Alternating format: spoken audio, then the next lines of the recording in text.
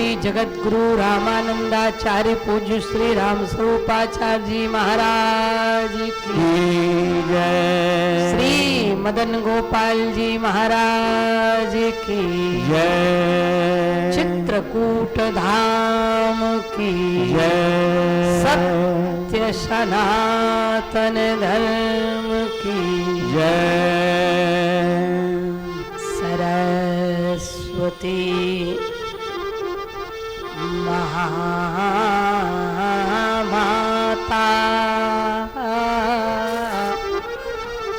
वीणा पुस्तक धारिणी अहं शरणं पुनौमि विद्यादानं देहि मे वर्णानामर्थसंहानां रसानां छन्दसामपि मंगलानां च कर्तारौ वन्दे वाणी विनायकौ ध्येयं सदा परिभवग्निमभीष्टदोहम् तीर्थास्पदं शिवविरञ्चिनुतं शरण्यं भृत्यार्तिहं प्रणतपाल भवाब्धिपोतं वन्दे महापुरुषते चरणारविन्दम्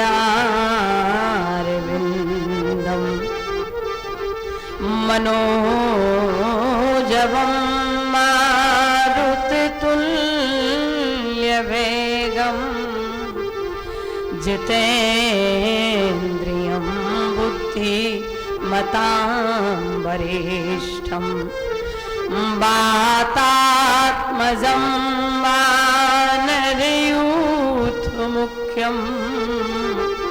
श्रीरामदूतं शरणं प्रपद्ये। हे हनुमंत अनंत उदार हमारी कहानी प्रभु को सुनाओ। जीवन का वैभव जगा प्रभु नाम की डोर हमें भी थमा दो। यदि आप ही त्याग दिए महावीर अपनाएगा कौन हमें समझा दो। मेरे तो आप ही हो हनुमान श्री राम कथा रसपान करा दो। श्री राम कथा रसपान करा दो। गिराय रथ जल बीच सम कहियत भिन्न न भिन्न बंदौ सीताराम पद जिनहि परम प्रिय किन। हे हनुमान विराजियो। हे हनुमान विराजियो।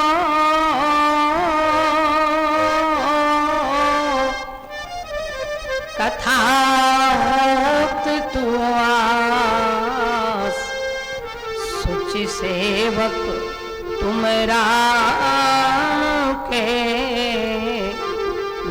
चरणों की दास, मैं चरणों की दास। तुलसिया संसार में, तुलसिया संसार में भैया दो ही आवत काम, मुट्ठी देना अन्न की, लेना हरि का नाम, लेना हरि का नाम। बोलिए वृंदावन बिहारी राम की जय। श्री कामदगिरि भगवान की जय। प्रातः स्मरणीय मेरे आराध्य स्वयं श्री सीताराम जी महाराज के पावन चरणारविंद। इस राम कथा की धारा में अपनी करुणा और अपनी कृपा बरसाने वाले स्वयं श्री कामदगिरि भगवान के पावन पादारविंद, राम कथा के अनन्य अनुरागी अनन्य रसिया अंजनानंदन प्रभंजन कुमार श्री हनुमान जी महाराज के पावन पादारविंद, अभी जिनके द्वारा इस राम कथा का प्रारंभ किया गया, ये हमारे गुरुदेव भगवान की परम कृपा है। बोलिए गुरुदेव भगवान की। और मुझे अपने गुरुदेव पर अभिमान है। मैं आपको बता दूं, कोई भी कहीं तीर्थ में कथा के लिए यदि सोचता है तो उसे महीनों से तैयारियां करनी पड़ती हैं, पर हमने अपनी बात रखी भैया श्री कालूराम जी की, उनकी धर्मपत्नी जी की बड़ी इच्छा थी कि चित्रकूट में कथा होनी चाहिए।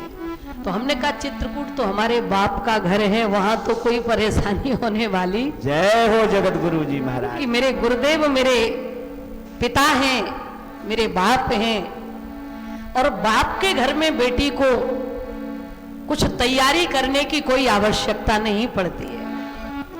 और मैंने पूज्य महाराज जी से निवेदन किया, उन्होंने कहा कि क्या सोचना है, आ जाओ, जगह पड़ी है, व्यवस्था है।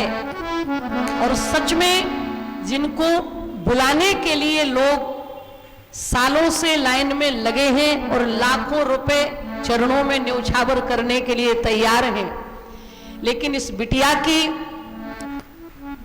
कामना और आशीर्वाद प्रदान करने के लिए ये कार्यक्रम अप्रैल में होना था। लेकिन यदि अप्रैल में होता तो पूज्य श्री महाराज जी का ना दर्शन हो पाता और ना ही उनके चरण इस व्यासपीठ पर पड़ पाते। तो कभी ऐसा लगता है कि ये हमारा नुकसान हो गया, लेकिन उस नुकसान के पीछे कितना फायदा होता है ये हमें समझ में नहीं आता। और वो कार्यक्रम जो अप्रैल में ना होकर अब हुआ, तो उसका फायदा ये हुआ कि इसकी भूमिका पूज्य श्री गुरुदेव भगवान के द्वारा प्रारंभ हुई। इतना समय उन्होंने दिया, इतनी कृपा। और अभी कह रहे थे कि कहो तो मैं बैठ जाऊं। क्या बात। मैंने कहा नहीं, आपके बैठने के लिए अभी यहाँ उचित स्थान नहीं है कि मेरे गुरुदेव भगवान नीचे बैठे और मैं व्यासपीठ पर। हमने कहा आप तो जाओ, हम आशीर्वाद मिल गया, अब हम तभी कथा कह पाएंगे जब आप यथा स्थान विराजमान हो जाए। क्या बात। तो ऐसे मेरे पूज्य श्री गुरुदेव भगवान, जिनकी करुणा, कृपा, दुलार और प्यार सदैव जिनका बरसता रहा और आगे जब तक ये जीवन रहेगा तब तक बरसता ही रहेगा, ऐसे पूज्य श्री श्री 1008 श्री कामदगिरि चित्रकूट पीठाधीश्वर प्रमुख द्वार के परमाध्यक्ष पूज्य श्री गुरुदेव भगवान के पावन चरणारविंद और उनके ही अनुयायी, जिनको सच में मैं आपको बता दूं तो आश्चर्य होगा, श्री मदन गोपाल जी को मैंने गोद में खिलाया है। क्या बात। और एक जैसे एक मातृत्व की भावना उनको देख करके मेरे हृदय में उमड़ती है। मुझे ऐसा लगता है कि वो यहाँ के संत नहीं बल्कि मेरे पुत्र के जैसे हैं, ऐसा वात्सल्य उनको देख करके और ऐसा स्नेह और प्रेम करने वाले हमारे पूज्य श्री मदन गोपाल जी महाराज और हमारे गुरु भाई श्री मोहनदास जी, जिन्होंने बड़ा सहयोग किया कि बहन जी कोई चिंता करने की बात नहीं, आप तो आ जाओ, सारी व्यवस्थाएं हो जाएंगी। ना कालू राम जी को कोई व्यवस्था करनी पड़ी, ना हमें कोई व्यवस्था करनी पड़ी, ये सारी व्यवस्थाएं श्री कामदगिरी भगवान के आशीर्वाद से हुई हैं। ऐसे हमारा पूरा गुरुदेव भगवान का परिवार, हमारा अपना परिवार, सभी के चरणों में मैं प्रणाम करते हुए आशीर्वाद की कामना करती हूँ। पूज्य श्री पुजारी जी महाराज, जिनमें बड़ा वात्सल्य है, जिनमें बड़ी दया है, बड़ी करुणा है, ऐसे पूज्य श्री पुजारी जी महाराज के चरणों में मैं प्रणाम करती हूँ। और इस कथा में क्या मेरे जीवन में ही सहयोग प्रदान करने वाले हमारे पूज्य चरण श्री पंडित जी महाराज, जिन पर हमारा अधिकार है। मैं आपको बता दूं, हमें विश्वास है कि अगर हमारी बात वहां तक पहुंचेगी तो कभी मनाही नहीं होती है। ऐसे हमारे भैया श्री रवि, जिन्हें हम अपना छोटा भाई मानते हैं, और जब भी हम फोन करते हैं, ये कितने भी बड़े अच्छे ऊंचे कलाकार हैं, ये इनके पास भी फुर्सत नहीं है, लेकिन जब हमें कोई विशेष कथा करनी होती है तो हम इनके बिना नहीं कर पाते हैं। तो हमारे भैया श्री रवि जी YouTube चैनल पर ये व्यवस्था प्रदान करने वाले हमारे भैया श्री प्रशांत दुबे जी, शिवम जी, बाल भगवान, और इस आयोजन में यहाँ वैसे हमारी चित्रकूट में कथाएं हुई हैं, रामायण मेला में हमारी कथाएं हुई हैं, और लखेरा धर्मशाला में भी हमारी कथाएं हुई हैं, लेकिन कामदगिरी भगवान के चरणों में बैठकर कथा नहीं हुई। ये सौभाग्य प्राप्त कराने वाले हमारे बड़े भैया श्री कालू राम जी और उनकी धर्मपत्नी, इनका आजीवन ये एहसान रहेगा। कथाएं तो भारत के हर कोने में कहने का, वृंदावन, मथुरा आदि तीर्थराज, प्रयाग आदि सभी तीर्थों में, लेकिन स्वयं कामदगिरी भगवान की गोद में बैठकर कथा करने का जो सौभाग्य प्राप्त हो रहा है, वो हमारे आदरणीय भैया श्री कालू राम जी, उनकी धर्मपत्नी श्री शारदा देवी, उनके चिरंजीव और उनकी बेटी और उनका नाती और छोटे बाल भगवान साथ में आए हुए हैं। परिस्थितियां ऐसी थी, नहीं तो 10-25 लोग भी वहां से आ सकते थे, लेकिन ये कोरोना महाराज की कृपा से कम ही लोगों का आगमन हुआ है। ऐसे भैया श्री कालू राम जी, आप सभी लोग जो श्रोता के रूप में विराजमान हैं, आओ पहले हम लोग मिलकर हरिनाम स्मरण करें, और फिर आज महाराज जी ने कथा सुना दी तो ऐसा लग रहा है कि जैसे 10 दिन की कथाएं आज ही पूर्ण हो गई। क्या बात है। पूज्य श्री महाराज जी ने इतनी देर कथा सुना दी कि कथा कहने का मन नहीं हो रहा था, ये लग रहा था कि महाराज ही कथा सुनाते रहें और हम बैठकर सुनते रहें, पर उनका आदेश नहीं, अभी अखिलेश्वरी की कथा होनी है, तो इसलिए उनकी आज्ञा का पालन करने के लिए मैं अपनी वाणी को पवित्र कर रही हूँ। आप सब लोग हमारे साथ कम हैं लेकिन कमजोर नहीं है। कई लोगों ने कहा कि माहौल ठीक नहीं है, श्रोता नहीं आएंगे। हमने कहा कि हर जगह श्रोताओं को ही कथा नहीं सुनानी चाहिए, कभी कभी भगवान को भी उनकी कथा सुना देनी चाहिए। हमने कहा कि कोई नहीं आएगा, कामदगिरी भगवान सुनेंगे, हमारे ठाकुर जी विराजमान हैं, वे सुनेंगे, भैया श्री कालू राम जी का परिवार सुनेगा। तो और रामचरितमानस में तो एक वक्ता और एक ही श्रोता है, लेकिन हमारे सामने 25-30 बैठे, ये कम बात नहीं है। तो आज प्रथम दिन है और विश्वास है कि श्रोता भी आएंगे, कथा लोग सुनेंगे। पहले हम लोग मिलकर हरिनाम स्मरण करें, जैसे कि कथा की परंपरा है। सब लोग, क्योंकि कथा कहने और सुनने से पहले भगवान का नाम अति आवश्यक है, जिससे वाणी, हमारा अंतःकरण और हमारी जिह्वा पवित्र होती है।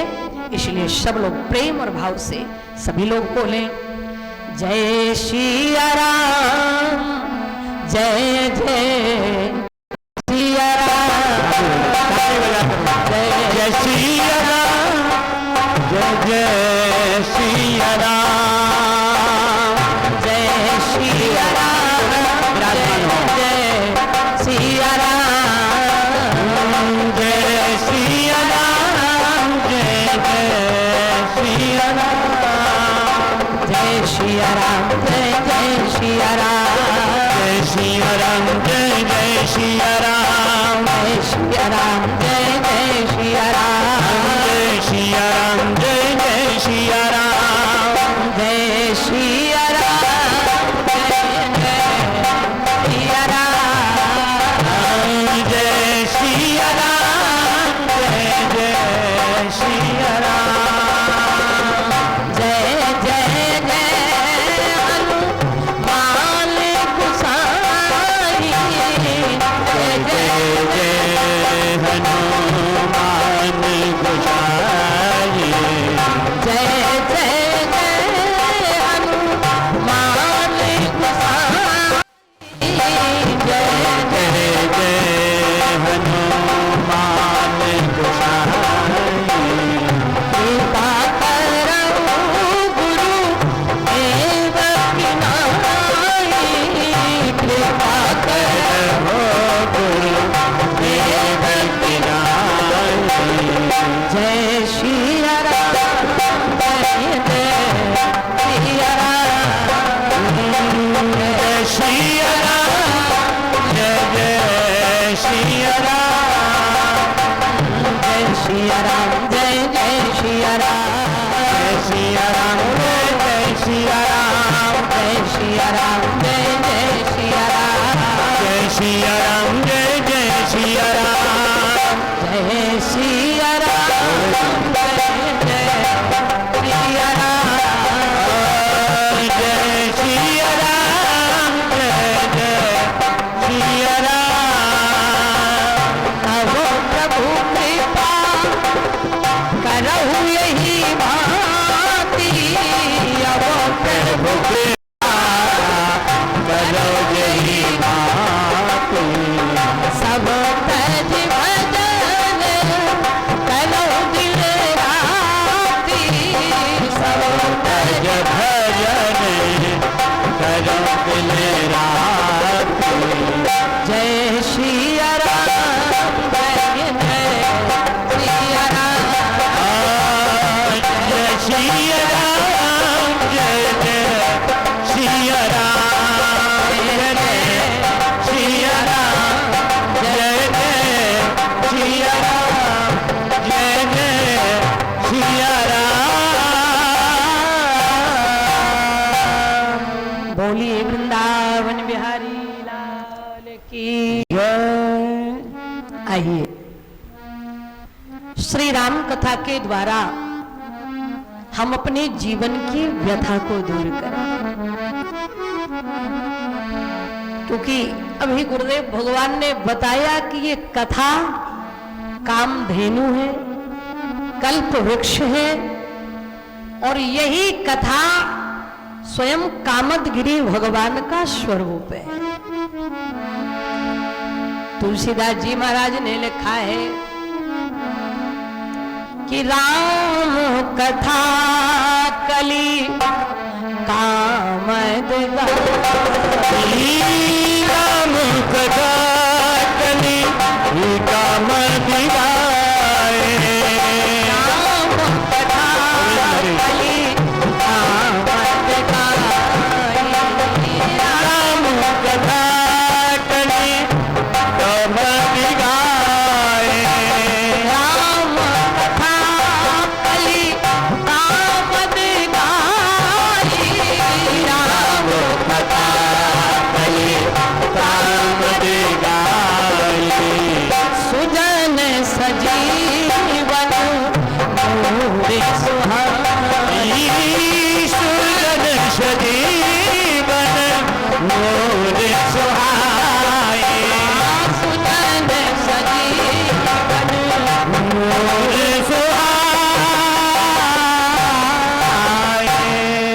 ये कथा कामधेनु है, जो कथा का रसपान करने के लिए आप सब लोग जा रहे हैं, ये कामधेनु है, ये कामतगिरी स्वयं भगवान की कृपा और करुणा का स्वरूप है, स्वयं ये कल्प वृक्ष है और स्वयं ये संजीवनी बूटी है।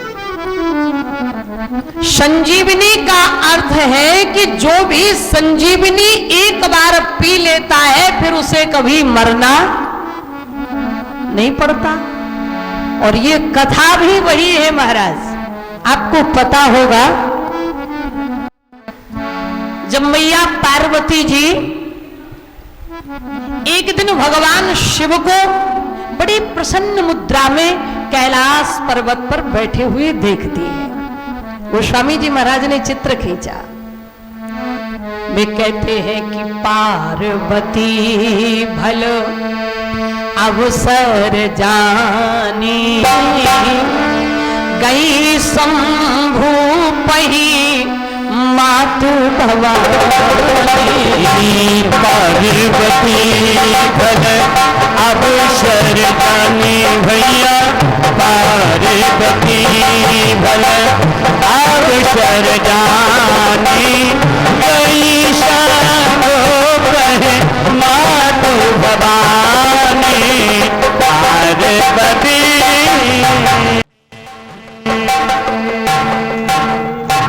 बाबा कहते हैं पार्वती भल अवसर जानी, वो गई शंभु पही मातु भवानी। समय देखा, इसका सीधा अर्थ ये है कि भगवान की कथा बिना समय के होने वाली। हम लोग तो चाह रहे थे कि कथा का समय अप्रैल में है, लेकिन भगवान कह रहे थे नहीं, सितंबर में है। क्योंकि भला अवसर सितंबर में है कथा के लिए। और इतनी बड़ी कृपा वैसे ही अचानक हो गई। हम लोगों ने कोई सोचा नहीं था, ये तिथि रखी तो ये नहीं सोचा था कि उसमें पितृपक्ष पड़ेगा। ये और बड़ी बात हम लोगों को मिली है, क्योंकि कथा और समय में कराने का अर्थ अलग है, लेकिन पितृपक्ष में यदि भगवान की कथा हो रही है तो ये तो और बड़े परम सौभाग्य की बात है। क्योंकि जिसका पुत्र स्वयं भगवान की कथा करा रहा हो और वो भी पितृपक्ष में करा रहा हो, तो इस समय 15 दिन तक हमारे पितर हमारे पास रहते। क्या बात। सबके पितर अपने परिवार में आते हैं 15 दिन के लिए। और देखिए भगवान की ऐसी कृपा हुई कि कालूराम भैया नहीं बल्कि इनके पूरे पितृ जो है यहाँ चित्रकूट धाम में आकर भगवान की कथा श्रवण कर रहे हैं। तो ये समय इतना सुंदर था, इसलिए ये समय रखा गया। तो पार्वती जी ने समय देखा, बोले पार्वती भले अवसर जानी, और गई शंभु पही मातु। शंकर जी के नजदीक गई और जब चरणों में प्रणाम किया तो अच्छा, जब समय बढ़िया होता है तो सारे संयोग भी बढ़िया बन जाते हैं। देखो जब समय बढ़िया था तो महाराज जी से हमने सुबह कहा कि अगर आपके द्वारा पूजन हो जाता तो बढ़िया रहता। बोले बिटिया हम तो सतना जा रहे हैं, अब पता नहीं कितना टाइम हो जाएगा। तो हमने कहा चलो कोई बात नहीं है, हमने कहा कि छोटे महाराज मदन गोपाल जी, लेकिन नहीं, समय इतना बढ़िया था कि ठीक महाराज कथा प्रारंभ के पहले पूज्य श्री महाराज जी का पदार्पण हो गया। समय जब बढ़िया होता है तो संयोग अच्छे बनने लग जाते हैं। जब आज महारानी पार्वती जी भगवान शिव के पास गई तो शंकर जी क्या कर रहे हैं? बाबा ने लिखा, बड़ा सम्मान किया शंकर जी ने। शंकर जी ने क्या किया? बोले जान प्रिया दरियत की, जान प्रिया दरियत की, जान प्रिया दरियत की ना भैया, जान प्रिया दरियत की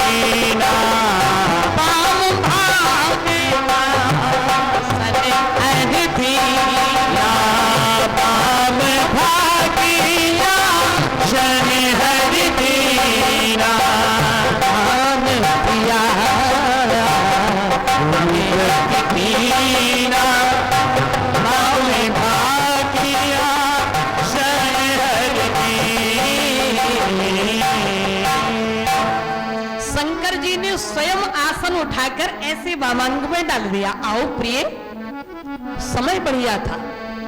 किसी समय में आदमी का मूड, कभी वही आदमी एक ही है लेकिन पता नहीं कब किस मूड में हो। बोले उस दिन हम आपसे मिले थे, आपने अच्छे से हमसे बात ही नहीं की। बोले उस दिन हमारा दिमाग खराब था। और किसी दिन कोई मिलता है तो इतने भाव से मिलता है, इतने प्रेम अनुराग से मिलता है। समय बढ़िया था, इतना बढ़िया समय था कि आज शंकर जी ने स्वयं अपने हाथ से आसन लिया और ऐसे डाल दिया। आओ देवी विराजो।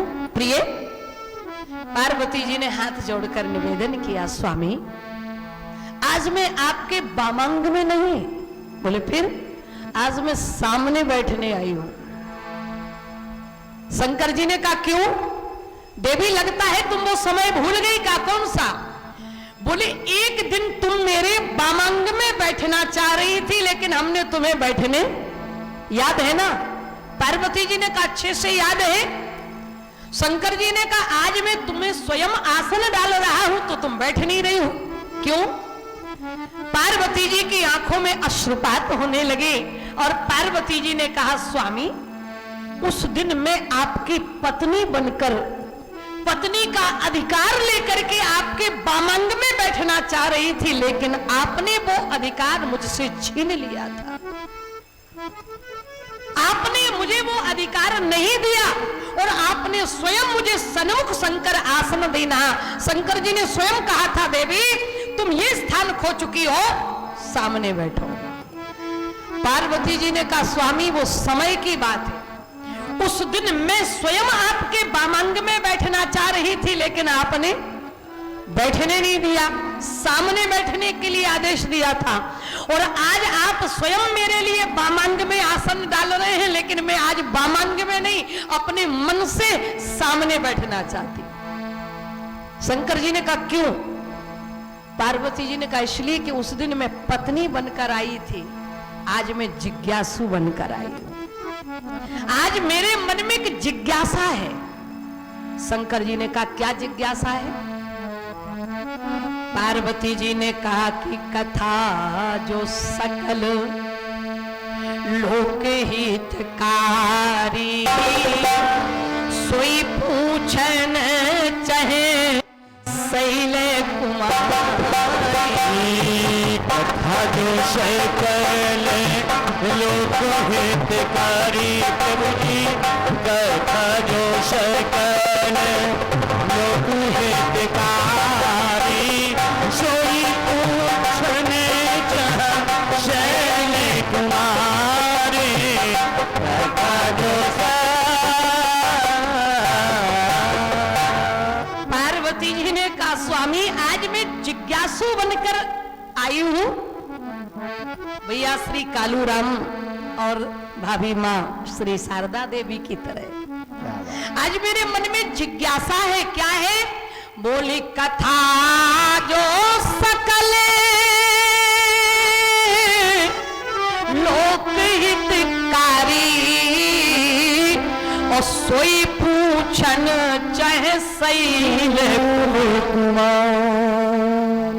महारानी पार्वती जी ने कहा जो सारे लोगों का हित करने वाली हो, ये संकल्प तो श्री कालूराम जी का है लेकिन कितने लोग लाभान्वित होंगे, कितने लोग कथा सुनेंगे इनके माध्यम से?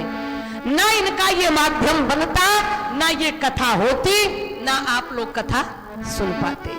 तो इसमें केवल अपना हित नहीं, इसमें लोक कल्याण की भावना भी छिपी रहती है। महारानी पार्वती जी ने कहा कथा जो सकल लोक हितकारी और सोई पूछन चाहे शैल कुमारी। तो शंकर जी ने कहा कि तुम्हारे मन में ये कथा की जिज्ञासा क्यों जगी, क्यों तुम्हारे मन में ये भाव जगा, जबकि तुम्हें अच्छे से पता है एक दिन मैं तुम्हें स्वयं कथा सुनवाने के लिए ले गया था लेकिन तुमने कथा नहीं सुनी थी। आपको पता है, सबको पता है, एक बार त्रेता युग माही शंभु गए कुंभ जय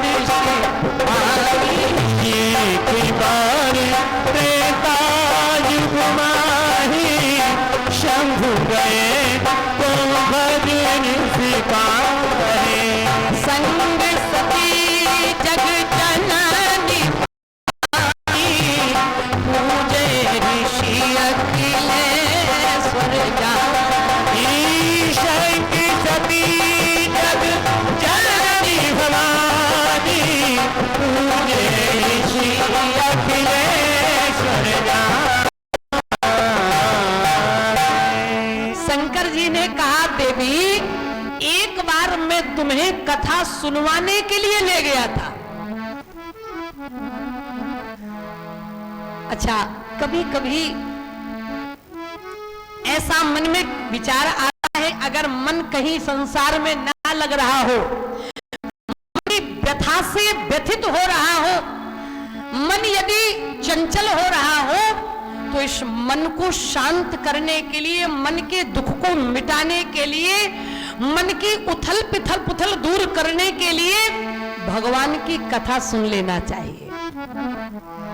भगवान की कथा में पहुंच जाना चाहिए, जहां भी हो रही हो। तो शंकर जी को लगा कि जब कभी हमारा मन तो चंचल है, गीता में भगवान कृष्ण से अर्जुन ने कहा चंचलम ही मनः कृष्णा प्रमादी बलभद्रणम। कन्हैया, ये मन बड़ा चंचल, ये मन बड़ा चलायमान है, ये रहता नहीं है। तो इस चंचल मन को कंट्रोल करने के लिए यदि कोई साधन है तो वो है भगवान की कथा। तो शंकर जी कथा सुनवाने के लिए ले गए। परिवार में यदि बच्चा माता पिता का सम्मान न कर रहा हो, अलग अपना रास्ता तय कर रहा हो, घर का माहौल खराब हो, तो मैं आपको बता दूं कि अन्यत्र दुनिया के महाराज प्रपंचों से बढ़िया है कि एक बार उसे कथा में पूरे परिवार के सहित महाराज बिठाकर, अगर यदि कथा मन से सुन ली जाए तो जीवन की सारी व्यथाएं मिटने में देरी नहीं लगे। ऐसा बताते हैं कि महारानी सती का जो मन था वो बड़ा दुखी था। महारानी सती कभी कभी बड़ी दुखी हो जाया करती। तो शंकर जी को लगा कि इनके दुख को मिटाने का केवल एक ही साधन है, वो है भगवान की कथा। और शंकर जी को पता लगा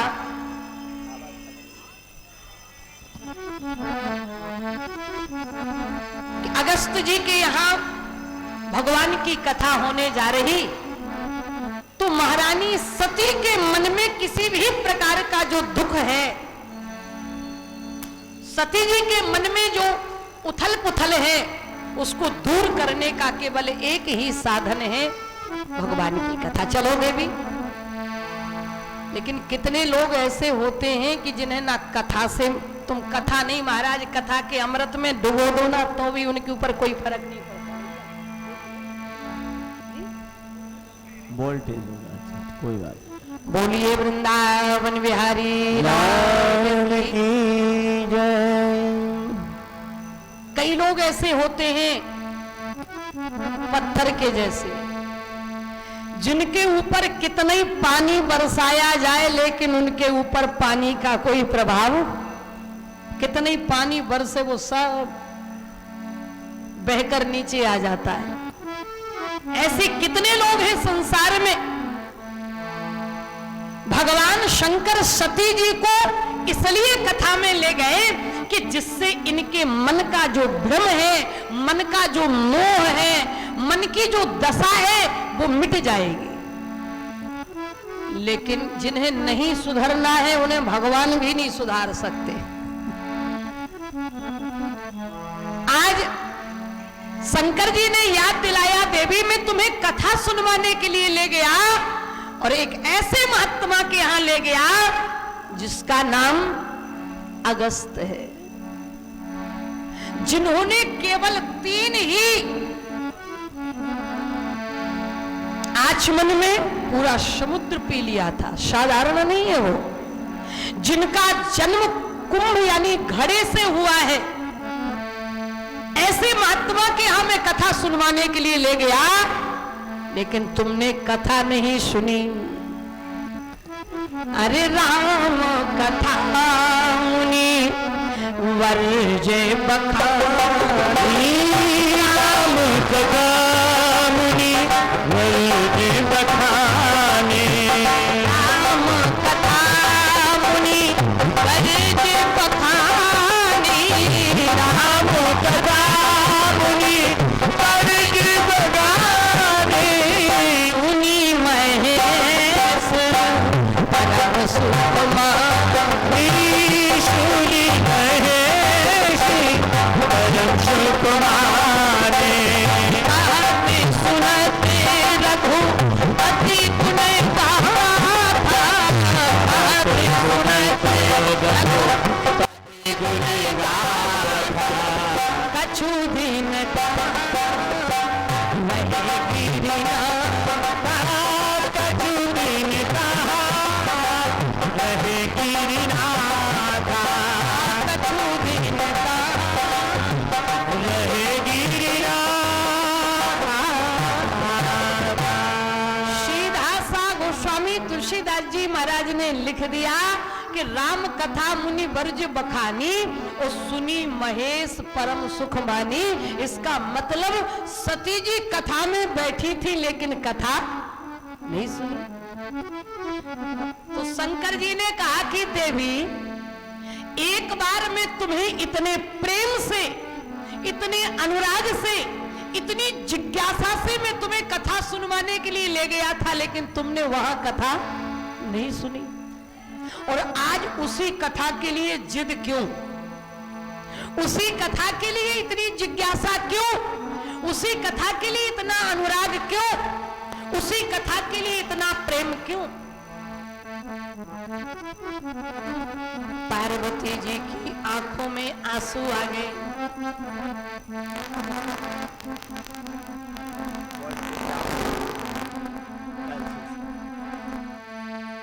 पार्वती जी ने निवेदन किया कि स्वामी, ये जिज्ञासा कहां से प्रकट हुई ये आपको पता नहीं है। शंकर जी बोले बताओ। पार्वती जी ने कहा कि एक बार हमारे पास नारद जी आए, ऐसी कथा आती है।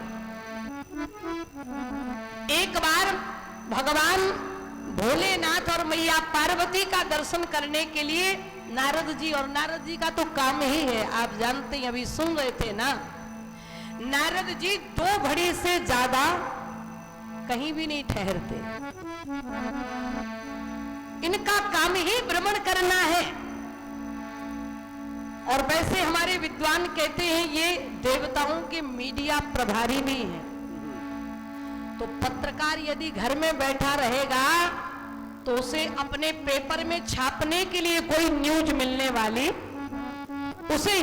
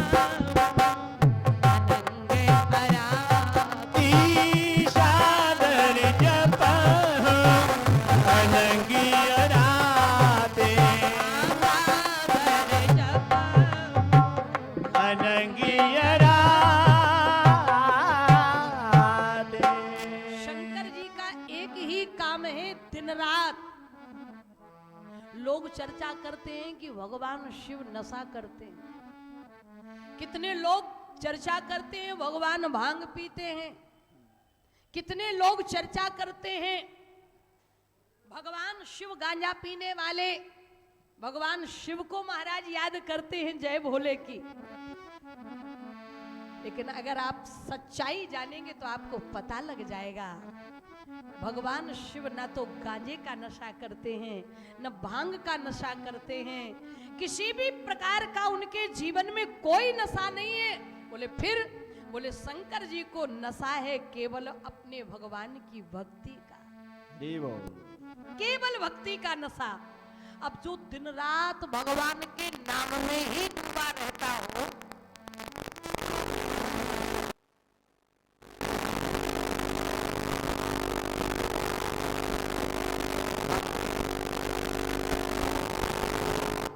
कल हो जाएगा। बोलिए यज्ञ भगवान की, श्री कामदगिरी भगवान की। कल हो जाएगा। अच्छा बताइए,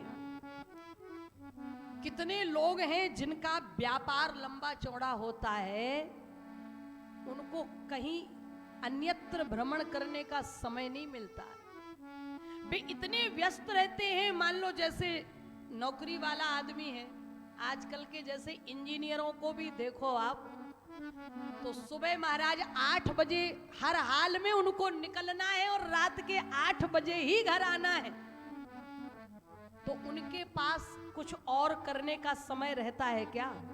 ऑफिस से छूटते हैं और ये लगता कि कब घर पहुंच जाएं। तो हमारे जो भोले बाबा है ना, इनकी तो ऐसी ड्यूटी है 24 घंटे की, और ड्यूटी क्या है? तुम पुनि राम राम दिन राती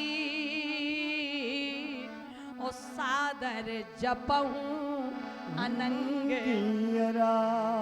24 घंटे ड्यूटी में रहते हैं और वे यही कहते हैं दुनिया वालों से, श्री राम जय राम जय जय राम, श्री राम जय राम जय जय राम, श्री राम जय राम जय जय राम, श्री राम जय।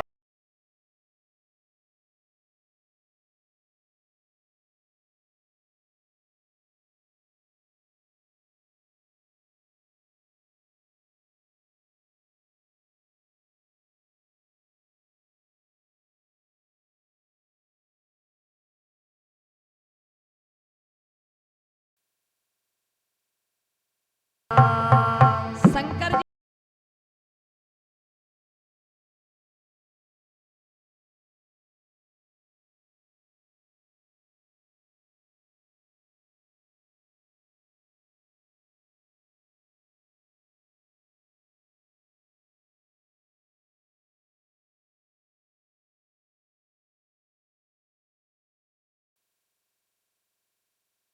जी लगा कर ये देखो। ध्यान से सुनिएगा, शंकर जी कहते जिस महफिल में मैं दिन रात रहता हूँ, आप आओ और प्रेम करके देखो, अनुराग करके देखो। और अगर यहाँ नहीं आए, जहाँ तुम भ्रमण कर रहे हो वहाँ क्या है?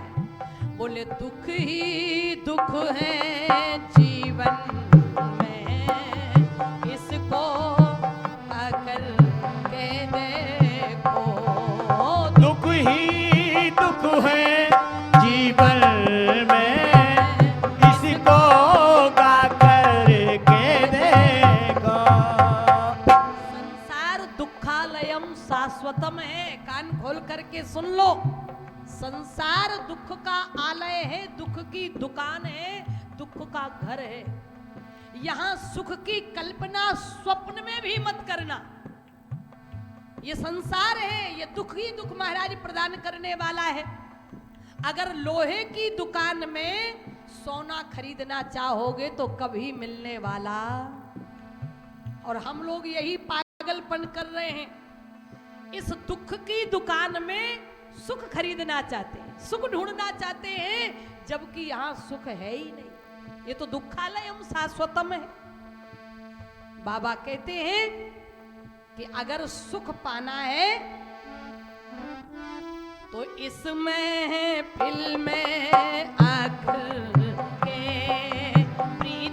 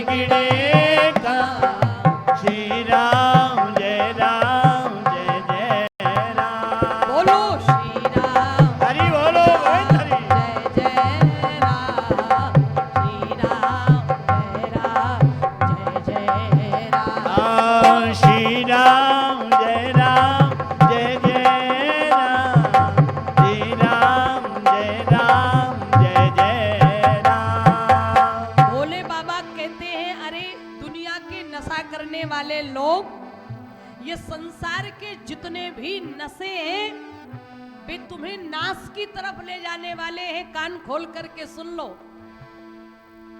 अगर महाराज नशा को सही अर्थों में देखा जाए तो ये हमारा नाश करने वाला होता है। अच्छा बताओ, आज तक नशा करने वालों के घर में आपने कभी खुशियां देखी हैं क्या? जिनके घर में नशा करने वाले लोग रहते हैं वे ना स्वयं सुखी होते हैं, और घर वालों की बात छोड़ो, उनसे तो मोहल्ले वाले भी दुखी होते हैं, उनसे तो पड़ोसी भी दुखी होते। महाराज कब क्या बखेड़ा खड़ा कर देगा कोई गारंटी नहीं। हमारे भोले बाबा कहते हैं कि ऐसी शराबें क्या पीना, आज चढ़े और कल उतरे। ऐसी शराबें क्या पीना, आज चढ़े और कल उतरे। ऐसी बोतल पीना है, पी कर के जो ना उतरे। ऐसी बोतल पीना है, पी कर के जो ना उतरे। बाबा तो कहते हैं आकर पी लो भक्ति का जाम, श्री राम हरि बोल। जय जय राम। आप आकर पी लो भक्ति का जाम, श्री राम जय राम जय जय राम। बोलो श्री राम जय भोले। जय जय राम, श्री राम जय राम जय जय राम। श्री राम जय राम जय जय राम, श्री राम जय राम जय जय राम। विचार करना, क्या नशा करने वालों की कभी प्यास कम हुई क्या? बाबा कहते हैं कि जिस पानी से प्यास बुझे ना, उस पानी को पीना क्या। जिस पानी से प्यास बुझे ना, उस पानी को पीना क्या। जिन आँखों में तू ना हो तो उन आँखों का देखना क्या।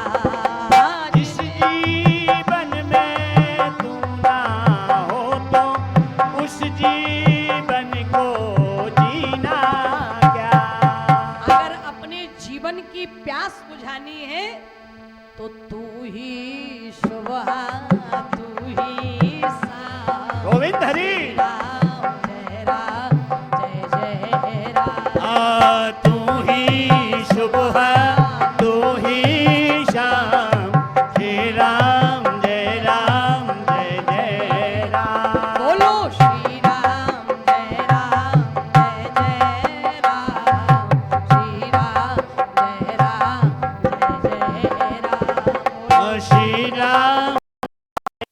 जय जय राम, श्री राम जय जय राम।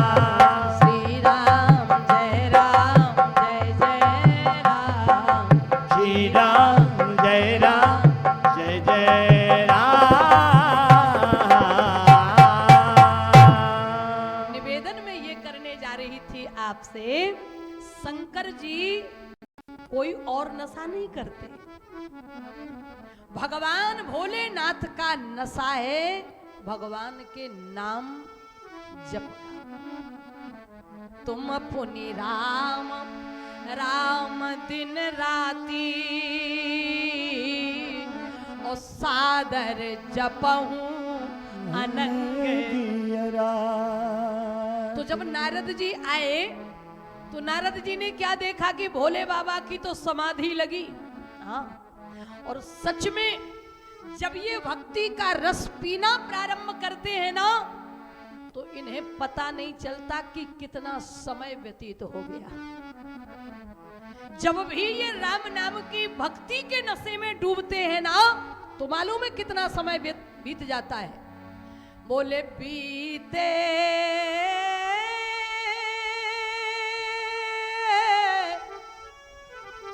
अरे बीते संबत साहस 87 तजी समाधि संभविना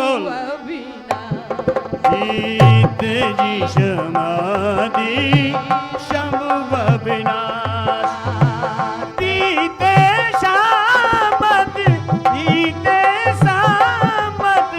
साहस 87 तजी समाधि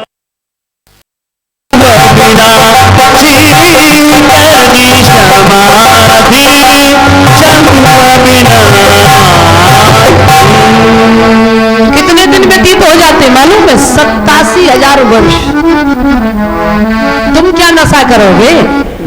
तुम कितनी देर महाराज पीने की दम रखते हो? भोलेनाथ जब पीना प्रारंभ करते हैं और जब एक स्थान पर बैठ जाते हैं तो 87,000 वर्ष व्यतीत हो जाते हैं। नारद जी ने देखा इनकी तो समाधि लगी, मैया के पास चले गए, पार्वती जी को प्रणाम किया। पार्वती जी ने बड़ा स्वागत किया, आओ देवर्षि, बड़े दिन बाद आना हुआ, कहां थे? माता जी मृत्युलोक का भ्रमण करने के लिए चला गया था। अच्छा, क्या देखा? अरे माता जी, मृत्युलोक में जब गया दिमाग खराब हो गया। बोले क्यों? नारद जी ने कहा, मां मैं जहां भी गया वहीं पर द्वंद ही द्वंद दिखाई दिए।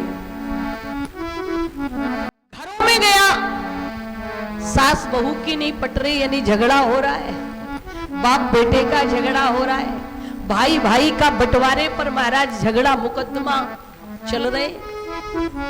आश्रमों में गए, गुरु चेला में झगड़ा चल रहा है। मां जहां भी गया, यदि दिन में कोई एक बार सत्य बोल देता तो वो अपने को हरिश्चंद्र से कम नहीं समझता।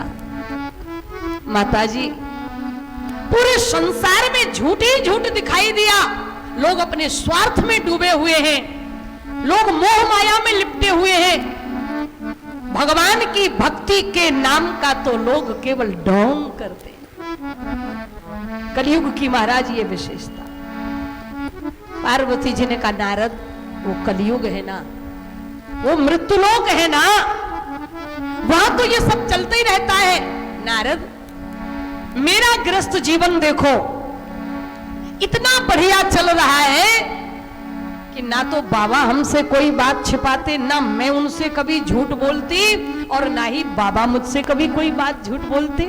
बढ़िया गृहस्थी चल रही है। अब नारद जी को तो मौका मिलना चाहिए बस। और शास्त्रों में नारद जी के लिए वर्णन आया है, नारम ज्ञानम ददाति इति नारदा।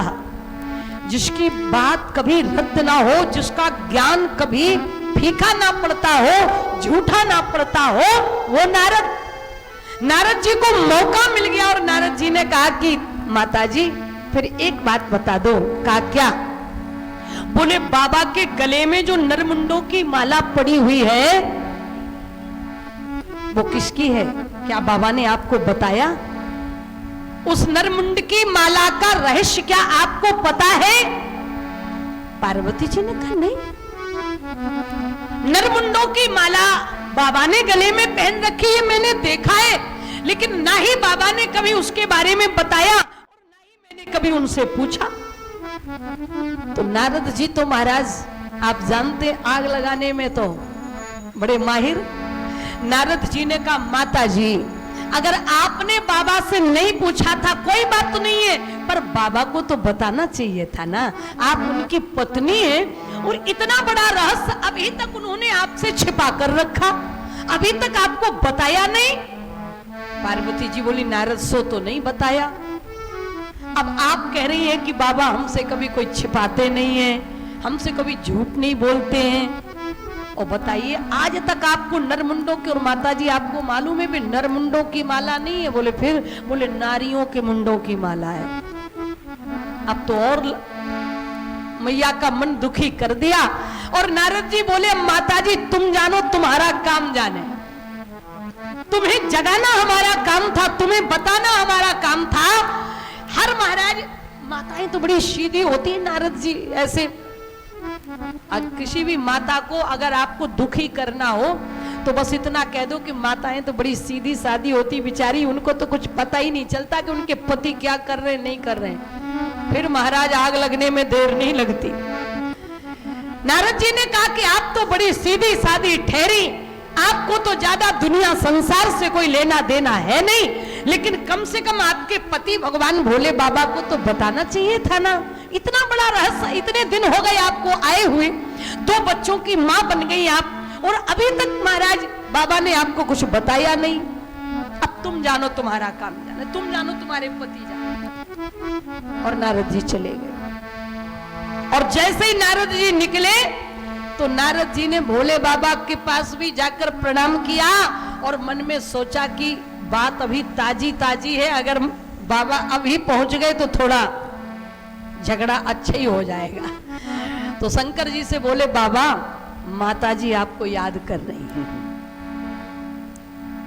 शंकर जी की जब माला पूर्ण हुई तो जैसे ही भोले बाबा अंदर गए, पार्वती जी ने भोजन प्रसादी बनाकर तैयार कर लिया था और जैसे ही थाली परोस कर रखा, बाबा ने कहा कि तुम भी भोग लगाओ। पार्वती जी ने कहा हमें भोजन करना ही नहीं, और माताओं का सहज स्वभाव होता है कि अगर ये किसी भी बात पे नाराज हो जाए तो सबसे बड़ा गुस्सा इनका भोजन पे ही उतरता है। बुरा नहीं मानना, हम भी आप ही की बिरादरी के। किसी भी बात पे जब इनकी नाराजगी होती है ना तो पहला महाराज इनका गुस्सा भोजन पे उतरता है, भोजन छोड़ दे। पार्वती जी बोली मुझे भोजन नहीं करना है, आप कर लो, भूत प्रेतों को करा दो, बाल बच्चों को करा दो, पर मुझे नहीं करना है। शंकर जी ने कहा क्यों? पार्वती जी बोली बस नहीं करना है। बोले नहीं, बात तो है। क्या बात है? पार्वती जी ने कहा अगर बात की बात कर रहे हो तो फिर बात यही है कि इतना बड़ा रहस्य आज तक मैं पत्नी बनकर आपके घर में आई, मैंने आज तक आपसे कोई दुर्व्यवहार नहीं किया, मैंने आपसे आज तक कुछ छिपाया नहीं, मैंने आपकी सेवा में कोई कमी नहीं करी, लेकिन आपने इतना बड़ा रहस्य हमसे छिपा लिया। कहा क्या? बोले आपके गले में जो नरमुंडों की माला पड़ी है वो किसके नरमुंडे हैं, और क्यों आज तक आपने गले में लटका के रखे हैं, और क्यों आज तक उनका रहस्य आपने मुझे नहीं बताया? भगवान शिव मुस्कुराए और शंकर जी ने कहा कि देवी ये बात तुम्हारी तो नहीं हो सकती, ये आग लगाई नारद की है। पार्वती जी ने कहा कुछ भी हो, लेकिन आखिर मुझे पता चला ना, क्यों छिपाया आज तक आपने? शंकर जी ने कहा देवी तुमने कभी पूछा नहीं और हमने कभी बताया नहीं, लेकिन अगर अब तुम जानना चाहती हो तो मैं तुम्हें बताना चाहता हूं। बताइए स्वामी, ये नरमुंडों की माला आपके गले में क्यों पड़ी है? आप ये नरमुंडों की माला धारण क्यों करते? शंकर जी ने कहा देवी ये सारे के सारे मुंड तुम्हारे, ये किसी और के नहीं है देवी, ये सारे के सारे मुंड तुम्हारे। पार्वती आश्चर्यचकित हो गई, स्वामी ये हमारे नरमुंड हैं? बोले हाँ। ऐसा कैसे हो सकता है? बोले ऐसा ही है देवी, तुम इतनी बार मरी हो और इतनी बार तुम्हारा जन्म हुआ है, और जितनी बार तुम मरती गई उतनी बार मैं तुम्हारा नरमुंड अपने गले में पहनता चला गया। एक बात मैं आपको बता दूं, भगवान शिव के जैसा पति भी होना असंभव। इसलिए रामचरितमानस में जब माताओं ने आशीर्वाद दिया मैया श्री किशोरी जी को तो क्या दिया? बोले पार्वती पति प्रिय सम हो, तुम्हारा पति शंकर के जैसा हो, जैसा भगवान शिव पार्वती से प्रेम करते हैं ऐसा ही प्रेम करने वाला पति तुम्हें मिले। किसी ने पूछा राम के जैसा प्रेम करने वाला क्यों नहीं, भगवान कृष्ण के जैसा प्रेम करने वाला पति क्यों नहीं? माताओं ने कहा इसलिए कि राम पति अच्छे हैं, राम पुत्र अच्छे हैं, राम भाई अच्छे हैं, राम राजा अच्छे हैं। लेकिन एक दिन समय आने पर उन्होंने अपने धर्म की रक्षा, अपने राजनीति की रक्षा,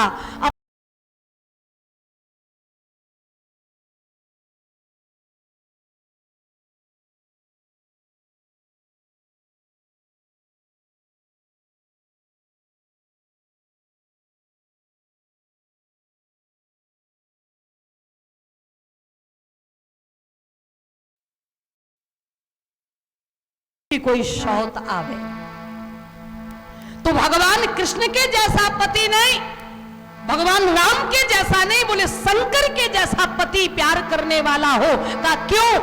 बोले शंकर के जैसा प्यार करने वाला पति किसका होगा? जो पत्नी ने शरीर का त्याग कर दिया पिता की यज्ञशाला में। महारानी सती ने अपने शरीर को योगाग्नि में जलाकर अपने पिता के यज्ञ में राख कर लिया, शरीर जला दिया। तो उनके पति भगवान शंकर ने क्या किया मालूम है? शंकर जी ने उस मृत शरीर को लेकर अपनी छाती से लगाया और इतने वियोग में डूबे, अपनी पत्नी के इतने वियोग में डूबे कि यदि भगवान विष्णु अपने चक्र सुदर्शन के द्वारा यदि उस शरीर के टुकड़े ना करते तो संसार में प्रलय आ जाता। इतने दुखी हो गए भगवान शंकर अपनी पत्नी के लिए। तो इसलिए पार्वती पति प्रिय सम हो। जितनी बार पार्वती का अवतार हुआ और जितनी बार उन्होंने शरीर छोड़ा तो शंकर जी, पार्वती जी ने भले ही शरीर छोड़कर शंकर को छोड़ दिया हो, लेकिन भगवान शिव ने कभी भी अपनी पत्नी का त्याग नहीं किया। जो मरती तो उनका मुंड लेकर माला में पिरोकर अपनी छाती से लगा लेते। इसलिए पार्वती पति प्रिय सम हो।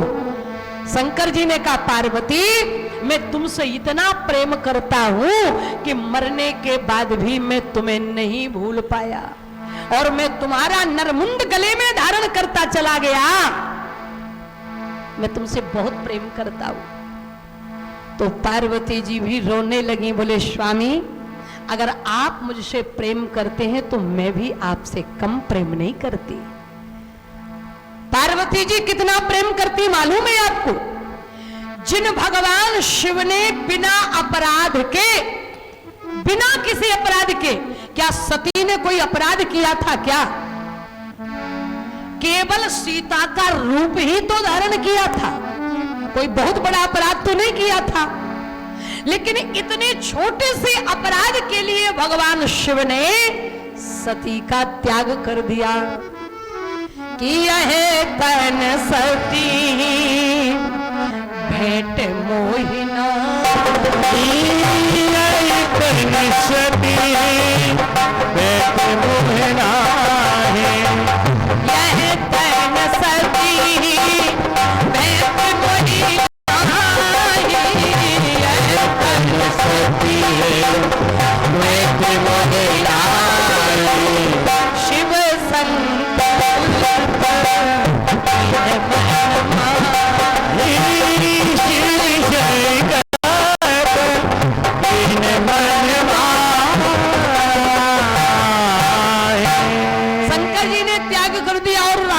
मानस में बाबा तुलसीदास जी महाराज को लिखना पड़ा कि बिना अग तजी सती असनाही, बिना अपराध के अपनी पत्नी का त्याग कर दिया। तो बोलो अगर बिना अपराध के पत्नी को त्याग दिया तो पत्नी को नाराज होना चाहिए कि नहीं होना चाहिए? अगर बिना गलती के हमें पति डांट रहा हो, हमें पति दोषी बना रहा हो तो पत्नी को नाराज होना चाहिए कि नहीं? लेकिन महारानी सती जी अपने पति से नाराज नहीं हुई, क्योंकि शंकर जी ने भले ही बिना अपराध के त्याग किया हो, लेकिन सती जी इस बात को अपना अपराध मानती हैं। सती जी ने मन में विचार किया कि मैंने अपने पति की बात नहीं मानी, उसका परिणाम मुझे भोगना पड़ रहा है।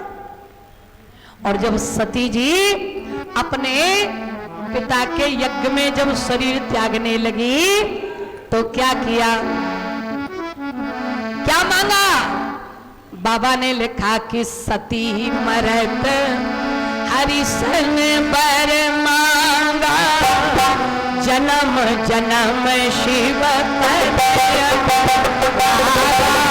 सती मरती हरि शन पर मांगा, जन्म जन्म शिव पति अनुरागा।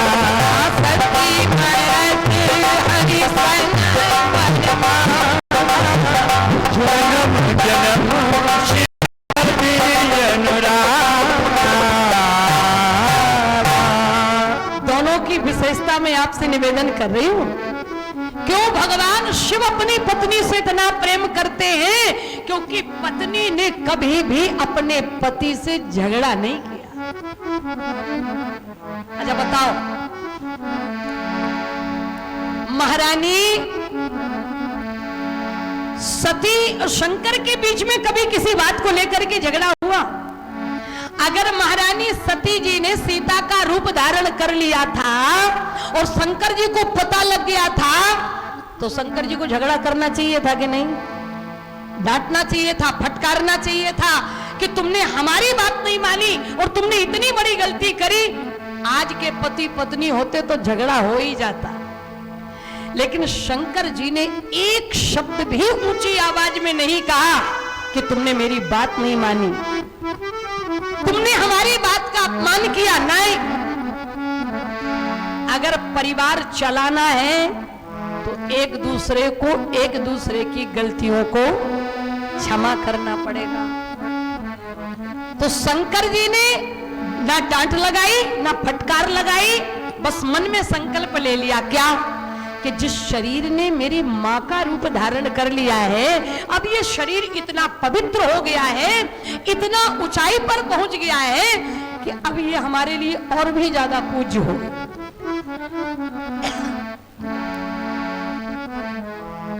शंकर जी ने विचार किया कि जो अब करऊं सती सन प्रीति, तुम मिटाई भगत पथ हो जो अभी करबो सती शन प्रीति, मिटाई भगति पति हानि अनेक। जो अब करऊं सती सन प्रीति, मिटाई भगति पति हानि अनेक। अगर मैं पत्नी के रूप में प्रेम करता हूं तो मेरी भक्ति में बाधा पड़ेगी, इसलिए शंकर जी को मजबूरी में अपनी पत्नी का त्याग करना पड़ा। तो सती जी, अगर पति ने बिना अपराध के त्याग कर दिया हो, बिना किसी गलती के पति ने पत्नी का त्याग कर दिया हो, तो पत्नी को भी नाराज हो जाना चाहिए, लेकिन सती जी भी नाराज नहीं हुई। सती जी ने जब अपने पिता के यज्ञ में अपने शरीर में आग लगाई तो क्या मांगा? यदि आज की पत्नी होती तो कहती, हे भगवान, अब की बार जैसे पति से पाला पड़ गया सो ठीक है, लेकिन अब अगला जन्म सुधार देना, ऐसे पति ना मिलेंगे जो बिना ही गलती पे त्याग कर देते। लेकिन महारानी सती जी ने मांगा, सती मरत हरि सन बर मांगा, सती मरती हरि शन बर मांगा, हरि सन बर मांगा, मरती हरि सन बर मांगा। जन्म जन्म शिव जन्म जन्म शिव पति अनुरागा, जन्म जन्म शिव पति अनुरागा।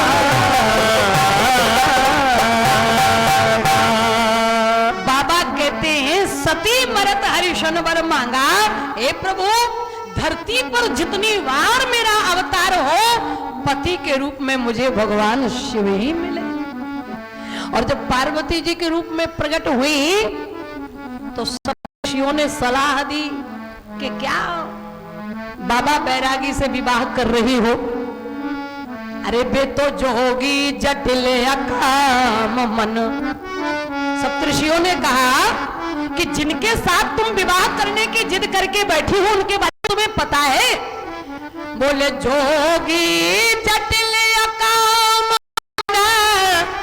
और नगन अमंगल वेश ओ अस स्वामी यही काम मिले परी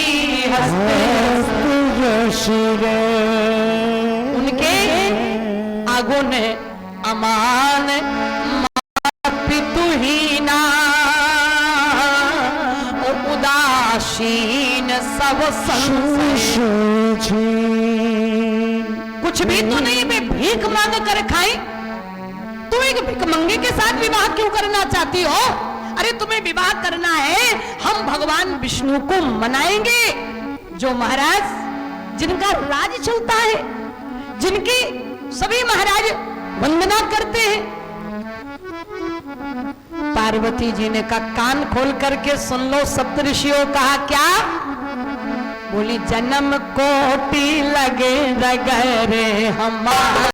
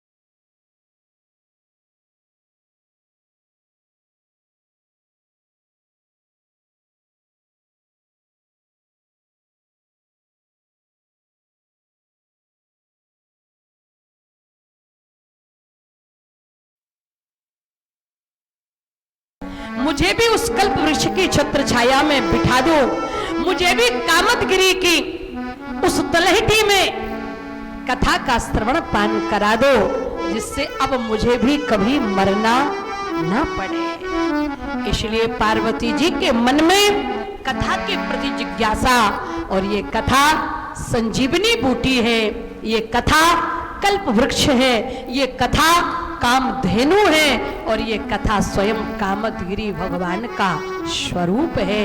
जैसा कि बाबा बता रहे हैं, बड़ी प्यारी चर्चाएं चलेंगी।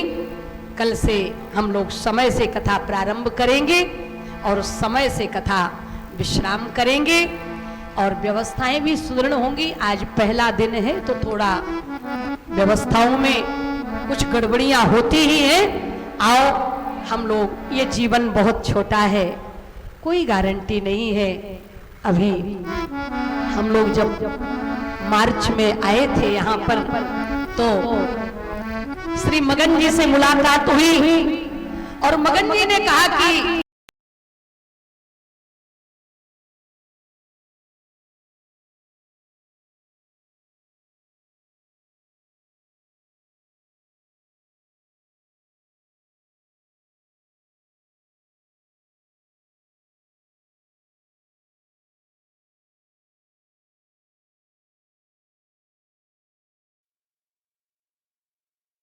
को सदुपयोग करना चाहिए।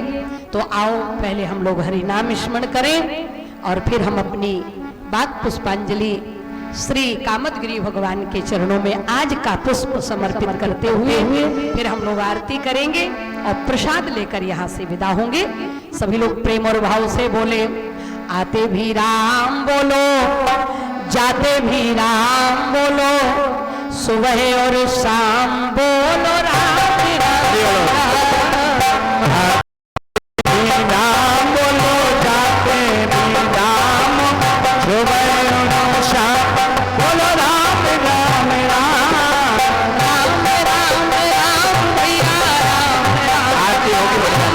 राम राम राम भैया राम राम राम, राम राम राम बहनो राम राम राम, राम राम राम बहनो राम राम राम, आते भी राम बोलो, जाते भी राम बोलो, सुबह और शाम बोलो राम राम राम, बोलो राम राम राम, बोलो राम राम राम, बोलो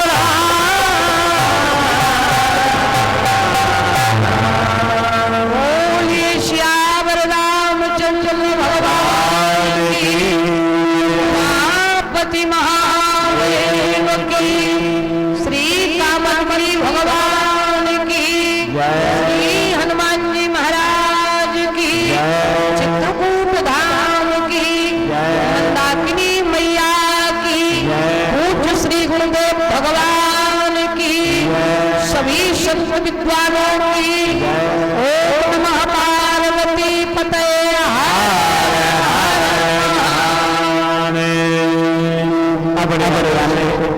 आरती होगी और 28 तारीख तक इस आनंद के वर्षण में आप प्रचार भी करें, अपने इष्ट मित्रों को, घर परिवार को, बच्चों को लाएं, जिससे संस्कार पड़े, वही बच्चे तुम्हें। आप बड़े आनंद में, और कथा का समय 3 बजे के दर आप आ जाएं, फिर चलेगी कथा 28 तारीख तक पूज्य महाराज जी की, कामता नाथ जी की, जगत गुरु जी की सानिध्यता में। अब बड़े आनंद से आरती हमारे श्री कालू राम जी महाराष्ट्र और उनकी पत्नी शारदा देवी, उनके बड़े पुत्र, छोटे पुत्र, बेटे पधारे बड़े आनंद में। गए के रे मुझते मन आरती करो, मुझे मनवा मुझते करो, मोरे मनवा करो, मोरे मनवा करो, मोरे मनवा करो, मोरे मनवा मुझते मन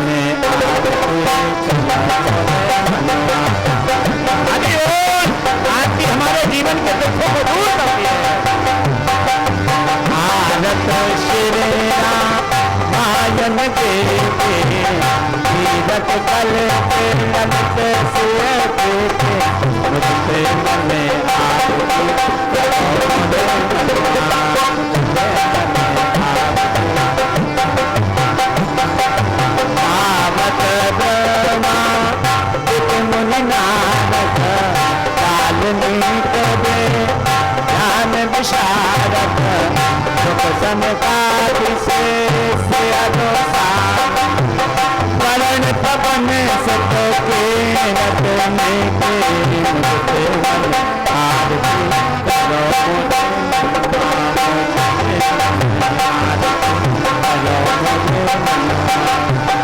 मोरे मनवा करो मोरे मनवा मुझसे मन आरती वेद पुराण अष्ट दश छो शास्त्र सब ग्रंथन को रस मुनि जन धन सन तन को शब बस सारे अंश सम्मत सब हित मन आरती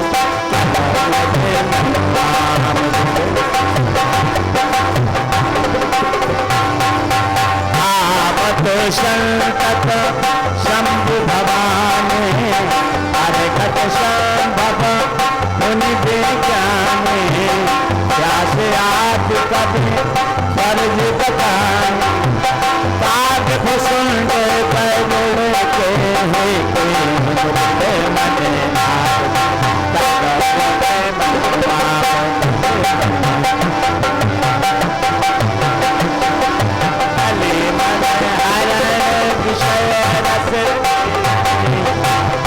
श्रृंगार हलन रोग रब मोरे अमीर नाथ मात सब तुलसे मन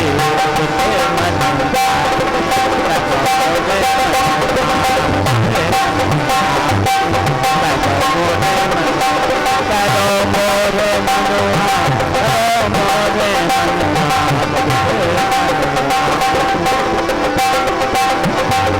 कर्पूर गौरम करुणावतारम संसार सदा भवम भवानी भवानी श्याम रामचंद्र भगवान के कामतानाथ भगवान के वृंदावन बिहारी लाल के चित्रकूट धाम के मंदाकिनी मैया के गंगा मैया के जय गुरु श्री रामानंदाचार्य भगवान के समस्त संतों के